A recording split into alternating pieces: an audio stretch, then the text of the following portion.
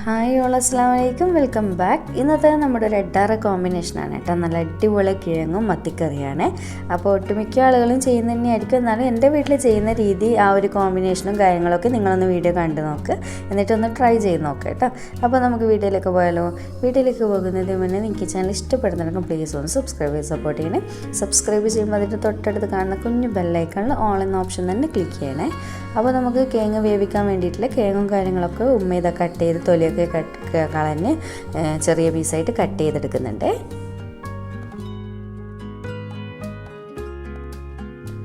തൊലിയൊക്കെ കളഞ്ഞതിന് ശേഷം ഇത് നല്ലപോലെ കഴുകിയെടുത്തിട്ടുണ്ട്. എന്നിട്ടാണ് ഇതുപോലെ കട്ട് ചെയ്തെടുക്കുന്നുണ്ട്. അപ്പോൾ വലുപ്പമൊക്കെ നിങ്ങളുടെ ഇഷ്ടമാണ് കേട്ടോ. കാരണം വേവിച്ച് കഴിഞ്ഞാൽ നമ്മളൊന്ന് ജസ്റ്റ് സ്പൂൺ വെച്ച് നന്നായിട്ട് ഉടച്ചെടുക്കുക. അതുകൊണ്ട് വലുപ്പത്തിൻ്റെ പ്രശ്നമൊന്നുമില്ല.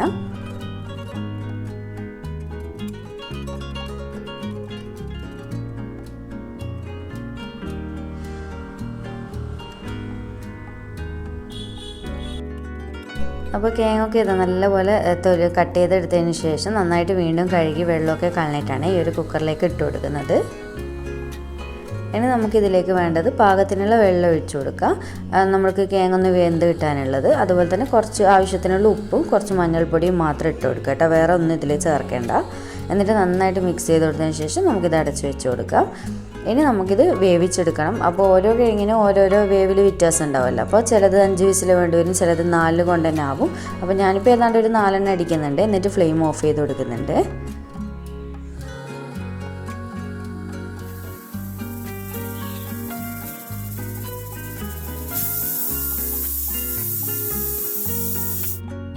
അപ്പോൾ കിഴങ്ങൊക്കെ വെന്തതിന് ശേഷം ഫ്ലെയിം ഓഫ് ചെയ്ത് കൊടുത്തിട്ടുണ്ട്. ഇനി നമുക്കിതിലേക്ക് ആവശ്യമുള്ള തേങ്ങയും കൂടി ഞാൻ ചിരവി എടുക്കുന്നുണ്ട്.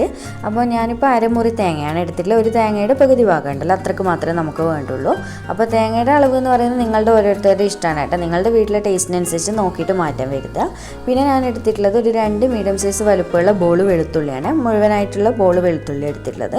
അത് ഇതുപോലെ ഈ ഒരു കുത്തമ്മ വെച്ചിട്ട് നന്നായിട്ടൊന്ന് കുത്തിയെടുക്കുന്നുണ്ട്. ഓവർ പേസ്റ്റ് ആയിട്ടൊന്ന് ചേർക്കാൻ നിൽക്കണ്ട കേട്ടോ, അത്രയ്ക്ക് ടേസ്റ്റ് ഉണ്ടാവില്ല. ഇതുപോലെ കുത്തിയിട്ട് തന്നെ എടുക്കാം.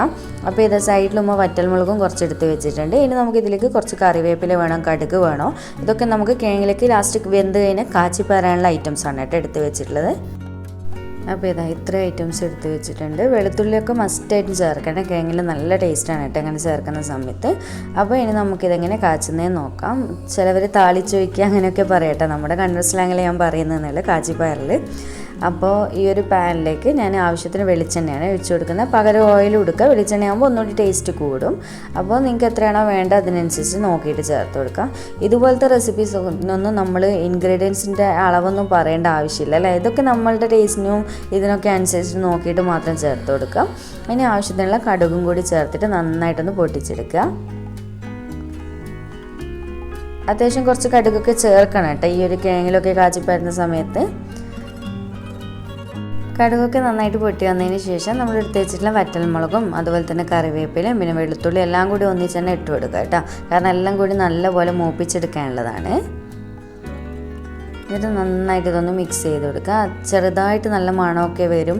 അതുപോലെ തന്നെ ചെറിയ രീതിക്ക് വെളുത്തുള്ളിയൊക്കെ ഒന്ന് കളറ് മാറി വരുന്നവരെ വെയിറ്റ് ചെയ്യുക കേട്ടോ. നല്ല സ്മെല്ലാണ് ഇതുപോലെ ഒന്ന് കാച്ചി എടുക്കുന്ന സമയത്ത്.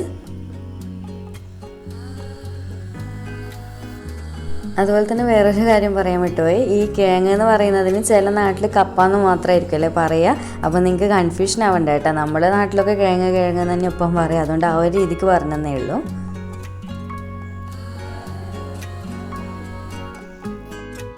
ഇത് ഇത്രയും മതി കേട്ടോ. ചെറുതായിട്ട് കളറൊക്കെ മാറി വന്നിട്ടുണ്ട്. നല്ല സ്മെല്ലുണ്ടാവും കേട്ടോ ഈ ഒരു സമയത്ത്.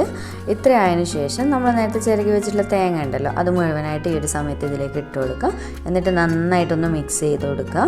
എന്നിട്ട് 1 മിനിറ്റോളം മാത്രം ഒന്ന് ഇതുപോലെ മിക്സ് ചെയ്തുകൊണ്ട് നിൽക്കുക കേട്ടോ. ഒരുപാട് സമയമൊന്നും വെക്കേണ്ട ആവശ്യമില്ല, അങ്ങനെ വറുത്തെടുക്കേണ്ട ആവശ്യമൊന്നുമില്ല. ജസ്റ്റ് ഒന്ന് ഈ ഒരു നെയ്യും നമ്മുടെ ഈ വെളുത്തുള്ളിയുടെ എല്ലാത്തിൻ്റെ ഒരു ഫ്ലേവർ ഒന്ന് തേങ്ങയിലും കൂടി കിട്ടാൻ വേണ്ടിയിട്ടാണ്. ഇതുപോലെ ഒന്ന് നല്ലപോലെ ഒന്ന് മിക്സ് ചെയ്ത് കൊടുക്കുക. അപ്പോൾ ഇത്രയേ ഉള്ളൂ. ഫ്ലെയിം ഓഫ് ചെയ്ത് കൊടുക്കുക കേട്ടോ. അപ്പോൾ കിഴങ്ങ് ഇതാ നല്ലപോലെ വെന്തതിന് ശേഷം പ്രഷറൊക്കെ പോയിട്ട് അടപ്പ് തുറന്നിട്ട് കണ്ടില്ല, കിഴങ്ങൊക്കെ നന്നായിട്ട് വെന്തിട്ടുണ്ട്. അപ്പോൾ ഒരുപാട് വെള്ളം ഇതിലുണ്ട് എന്നുണ്ടെങ്കിൽ ആ വെള്ളം ഒന്ന് കളഞ്ഞിട്ട് അടിച്ചെടുക്കുക കേട്ടോ. എൻ്റെ ഇപ്പോൾ ഓവർ വെള്ളമില്ല, നമ്മൾ പാകത്തിനുള്ളത് വെച്ചിട്ടുണ്ടായിരുന്നുള്ളൂ.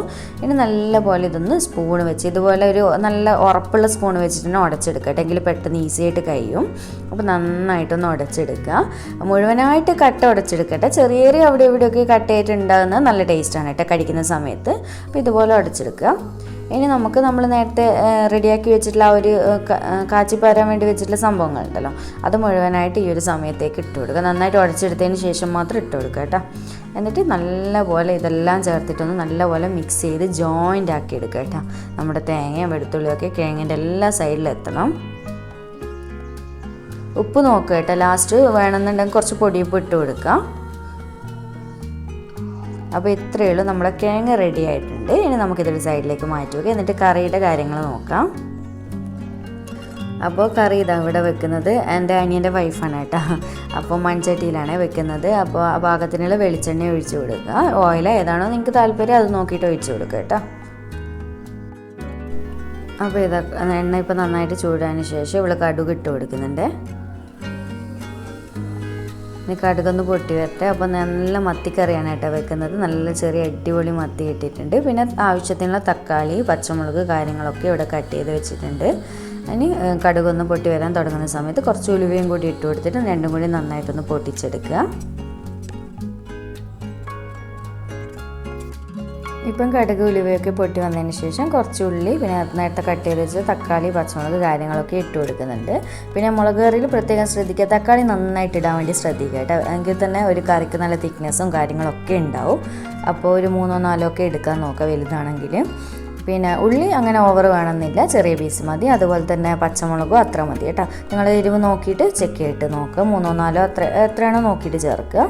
പിന്നെ ഇതിലേക്ക് കുറച്ച് വെളുത്തുള്ളിയും ഇതുപോലെ കട്ട് ചെയ്ത് ഇട്ട് കൊടുക്കുന്നുണ്ട്. അത് കുത്തിയിട്ട് ഇട്ട് കൊടുക്കാൻ താല്പര്യമുണ്ടെങ്കിൽ അങ്ങനെ ഇട്ട് കൊടുക്കുക. ഈ ഒരു സമയത്ത് തന്നെ ഒരല്പം ഉപ്പും കൂടി ചേർത്തിട്ട് വേണം നമുക്ക് നന്നായിട്ടൊന്ന് വഴറ്റിയെടുക്കാനായിട്ട്. എന്നിട്ട് നന്നായിട്ട് ഇതൊന്ന് മിക്സ് ചെയ്ത് കൊടുക്കുക. എന്നിട്ട് നല്ലപോലെ അടച്ച് വെച്ചിട്ട് തന്നെ വഴറ്റിയെടുക്കുക. കാരണം നന്നായിട്ട് വഴന്ന് എന്താ പറയുക നല്ലപോലെ ഉടഞ്ഞ് കിട്ടണം കേട്ടോ, എങ്കിലേ കറിക്ക് ടേസ്റ്റ് ഉണ്ടാവുള്ളൂ. അപ്പോൾ നല്ല രീതിക്ക് വഴറ്റിയെടുക്കുന്നവരെ നമുക്ക് വെയിറ്റ് ചെയ്യാം. അപ്പോൾ തക്കാളിയൊക്കെ ഇതുപോലെ നന്നായി വഴന്നതിന് ശേഷം ഒളിതപ്പൊളി വെള്ളം ഒഴിച്ച് കൊടുക്കുന്നുണ്ട്. പുളിക്ക് ആവശ്യമായിട്ടുള്ള പുളിനീര് നന്നായിട്ട് പിഴിഞ്ഞിട്ട് ഒഴിച്ച് കൊടുക്കാം.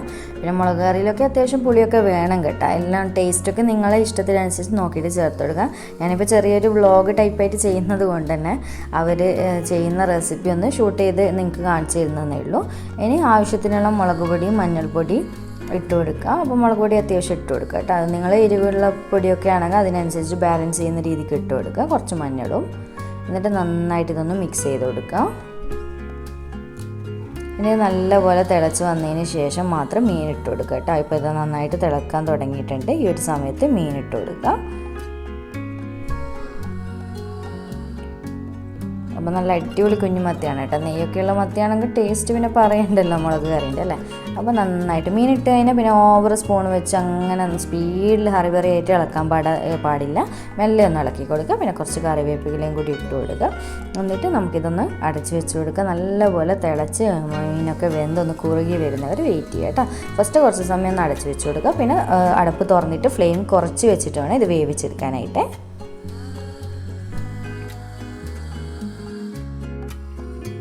അപ്പോൾ ഇതാ നല്ല ഉഷാറ് മത്തിക്കറി ഇങ്ങോട്ട് റെഡി ആയിട്ടുണ്ട്. അപ്പോൾ ഞാനിതിപ്പം വ്ളോഗ് ചെയ്യുന്നത് കൊണ്ടാണ് കേട്ടോ ഇങ്ങനെ കാണിച്ചിട്ടുള്ളത്. അഥവാ നിങ്ങൾക്ക് ഇതിൻ്റെ ഡീറ്റെയിൽ ആയിട്ടുള്ള റെസിപ്പി വേണമെന്നുണ്ടെങ്കിൽ നിങ്ങൾ ജസ്റ്റ് ഒന്ന് കമൻറ്റ് ചെയ്തോളൂ കേട്ടോ. ഞാൻ സെപ്പറേറ്റ് ആയിട്ട് ഞാൻ ചെയ്യുന്ന രീതിക്കൊന്ന് കാണിച്ചു തരാം.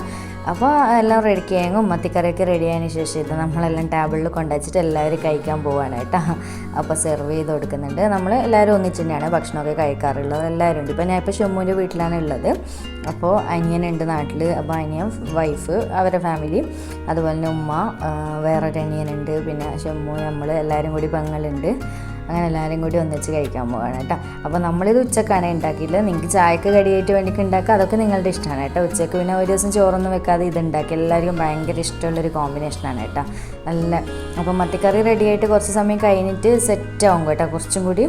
അപ്പോൾ കണ്ടില്ലേ, കാണുമ്പം തന്നെ നിങ്ങൾക്ക് വായിൽ വെള്ളം വരുന്നുണ്ടാവും. അപ്പോൾ എന്തായാലും ഒന്ന് ട്രൈ ചെയ്തിട്ട് ഫീഡ്ബാക്ക് അറിയിക്കാം കേട്ടോ.